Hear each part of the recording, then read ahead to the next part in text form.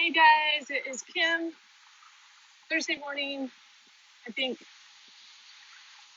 out walking on the beautiful beach where I am in Mexico. This is Puerto Penasco. There's some wind, so I hope you can hear me. But yeah, it's right at the top of the Sea of Cortez, just kind of south of Arizona. Not sort of south, really south. Anyway, I wanted to, an epiphany that hit me actually the other day, but it's been brewing and developing. I wanted to share is I travel so much, and one of the things I'm working on, if you know me, you know that the work I do really everywhere is trying to rewire to our true identity of love and worthiness and really that piece of God that we are at our soul. And unwire from the fear-addicted ego thought brain that has trapped us all of our life, and we don't even understand it. That's why I wanted to write my book, blah, blah, blah. So, but I'm still in the process, obviously. Physician, heal yourself. Like, that's what I feel like these things do help me do, is process them for me. This is not a me telling you what to do. This is I'm going to share what I'm doing and what has showed up for me. And if it helps or gives value to you, hallelujah. So the thing that is interesting for me is I've been in the health and weight loss business industry anyway for like 14 years. Took a hiatus to write the book. But as I'm realizing that my identity in terms of my health, physical health state and habits and behavior is not that of a healthy person. It is that of what I've been pretty much all my life. I got lucky when I was a kid, and I didn't have a weight problem when I was a kid. But after starting having babies and then having babies in my 30s and not good healthy habits at all. I hated exercise. I ate crap food all the time, fast food, stressed out, drank soda, all the things that probably most Americans do right now. But this program that I got into because I lost 50 pounds in 4 months, 14 years ago, and it blew my mind because I didn't do it with all the healthy habits. I did it with what I call magic food. I hope you can hear me. Because there's some wind. Anyway, but at the end of the day, those of you who've lost weight and gained it back on any program, it's not the program, it's what? It's us. So I know that's hard to hear because we want that next magic pill. But the other day actually a couple months ago, I was in Mexico, played pickleball, loving that. And I had a hamstring pull, like weird, just really, really hurt. I couldn't keep playing. Got back to the house in Oregon, kept having this hamstring thing. I wanted to walk and I wanted to keep here's the trick. And this is just a little aside. If you want to know more about how to actually change your identity to something that you want in your life to create, you're not going to do it for wanting it. It's actually, there's some pretty cool tools that I use to help people because I use it to help myself too. But one of the things that hit me was I came home and I went, well, Kim, if you really want to be a physically fit person, like have this, not just a scale, a number on a scale or a size, but actually get this identity of a healthy person, like that has healthy natural behaviors, not forced, not because I have to, not because I'm going to have to weigh in and tell somebody, not because anything or to prove something, but just because I want to want naturally what my cerebral brain tells me I should want, right? I want to want that because then I don't have to worry about willpower. I'll just do what comes natural. That's my goal. So I had this idea. I got a rebounder, and a rebounder is like those mini trampolines. And someone said for pickleball, that's a great conditioner for your legs. It's not too hard on your knees and all that.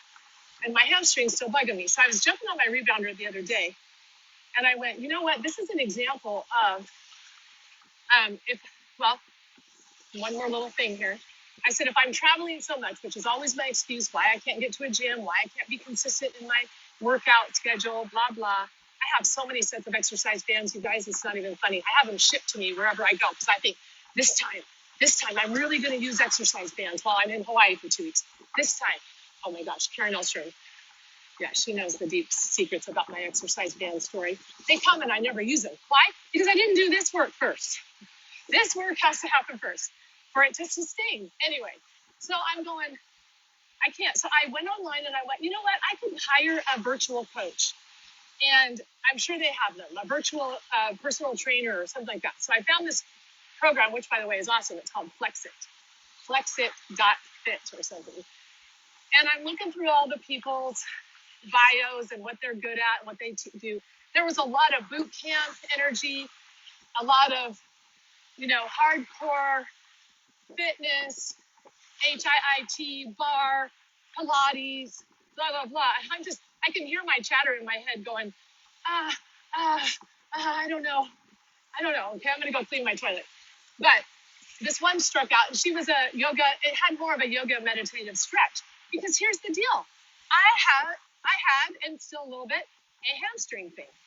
And then it hit me. Sometimes people need a boot camp person that's going to actually fire them up, get them, whatever, get them strong, get their muscles, have a program of everything to help do that. But not one size fits all. And so I thought of the example of a physical therapist. Physical therapists start from a healing perspective. Okay, because you usually go to them when you have an injury. And I thought that's the kind of the person that I want to be to the people that come into my program with me. I don't want to be a drill sergeant. Not that that's wrong or bad. Do you, right? But for me, I think more people need healing, at least initially, than the message of all the shoulds of, get on the scale, weigh once a week, drink your water, blah, blah, blah. Because we will never, if we don't do this work of healing the wounds that causes us to have these reactionary behaviors towards especially food and alcohol and drugs and shopping and porn and whatever, these are all the same instincts. If we don't go in and heal that, we actually are going to do more damage to our psyche, because every time you fall off a program or gain your weight back or stop, you got a year-long membership at a gym that cost you a bunch of money because you thought, oh, if I pay that much money, I'm going to go. Right?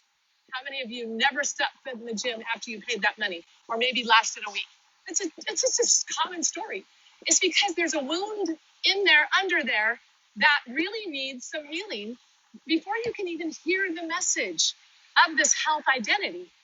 Because you can't hear it. It's a should. It lives cerebrally, which actually you beat yourself up with more because I should know better. I read the book. I know. I read that. I've gone to that seminar. I am a health coach, for God's sake. Why can't I do it myself?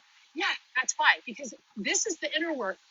And that's what I want to do in the world. I want to do the inner work, because the outer work will take care of itself. The outer work will be out of the abundance of the heart, out of the abundance of your identity. Some of you are really good at many things in your life and you don't even think about it. It doesn't take discipline to do it. I know active, fit people. And I had a conversation with someone the other day and she goes, oh, that person's really disciplined. And I go, really? I think it comes natural for her to do these things. Even if she is pushing herself through attaining a goal, she's still doing it from an intrinsic desire that comes natural to her. It's not something she's forcing. And I think it would be harder for her to not do this for her body and with her body than if she stopped doing this, it would cause lots of cognitive dissonance. Just like you, think about an area of your life where you have a level of acceptability. And when that level of acceptability that threshold gets crossed, feel the motivation, incentive, resourcefulness, everything will come to you when that is not aligned. Is your identity has been, hey, my house is spotless. So you might allow a little bit of dust and clutter here and there, but at a certain point, you go, nope, life stops and we deal with this. You didn't have discipline for that. It's because you did what you wanted. It was past that point of okay. And that's what I want with my physical health.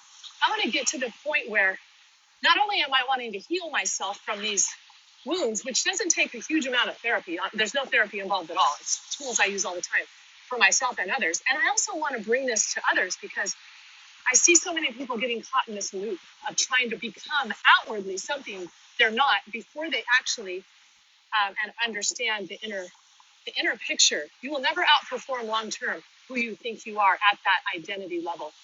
Long term is the key there. Because you might get lucky. You might go, woo, okay. My husband had a hole in one playing golf a couple weeks ago in Mexico. And guess what? I've seen it happen in golf. The mind gets going. Guys start overthinking. Oh gosh, okay, I hope I do as good on this hole as I did the last one. But if their identity is a sucky golfer or mediocre, they're going to end the game or end the year at that same level. You aren't going to outperform long term. And so let's deal on the picture internal. Let's deal with the healing. Let's deal with the identity of us as a healthy, fit, and strong. That's my mantra. See my guns? Healthy, fit, and strong.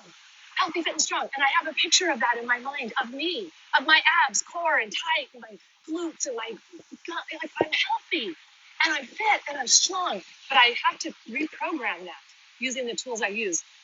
And in the process, healing the things that show up in the resistance to this, because that's where it all shows up. Anyway, that's for the day. Love you guys.